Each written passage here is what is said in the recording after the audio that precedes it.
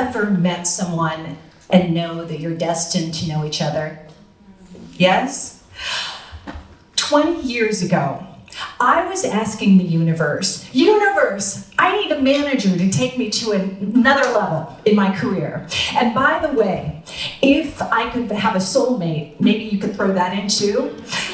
And so I researched all of these managers, and there was one in particular that I really wanted to work with.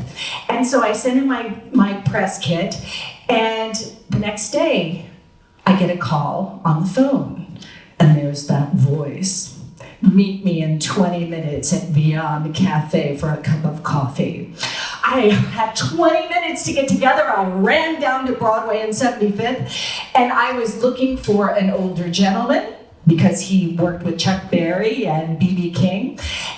And to my surprise and my delight, there was a handsome, Greek, suave, 33-year-old man. And we sat down for coffee, and he was testing me. He was testing me saying, how many shows would you like to have a year? What's your fee? Do you have time and space to travel? But of course, I did all my research, so I answered everything and we were hitting it off. And the connection was palpable. And he was teasing me and flirting with me with his green eyes, and that coffee lasted 3.5 hours. And I said to myself, oh my God, universe!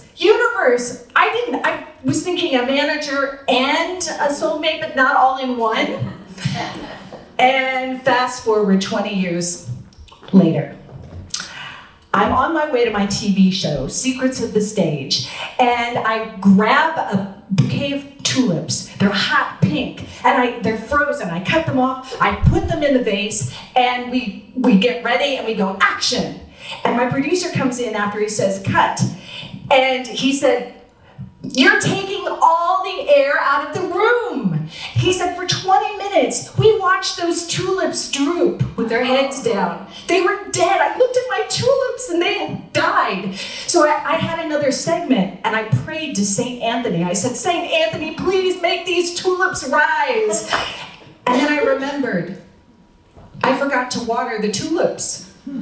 And so my producer watered the tulips, and we went on, and cut! He walks into the room, and he says, oh my God, that's so amazing! For 28 minutes, we watched those tulips rise to the occasion. They were erect! And then I realized, I am those tulips. You see, last year, my husband, Paul, passed away unexpectedly in 48 hours. He was the water that made me thrive. He made me bloom. He was my manager, my husband, my best friend, my agent, my soulmate. And I was like those tulips. I was wilted. So I said to myself, I'm going to honor this relationship, and I'm going to step up, and I'm going to change some things. I'm going to change my thoughts, words, and actions. I'm going to get my body moving, getting into a state, because you can't be depressed when you're getting, oxygen flowing. I was going to change the way I talked, the words I used. And so I also stopped self-deprecating thoughts like, I'm no good with money, Paul's good with money. But you know what? I am good with money. I would say I'm just good at spending it, but I am good. Or I'm going to find a way to be that way. And so I said yes to unexpected opportunities that scared the hell out of me. But I said yes, and I watched my language. So I ask you, when you have a chance to go into the unknown, do you water yourselves? Or do you sit in the wilted tulips? Or do you water yourself, watering the tulips, and make them rise to the occasion?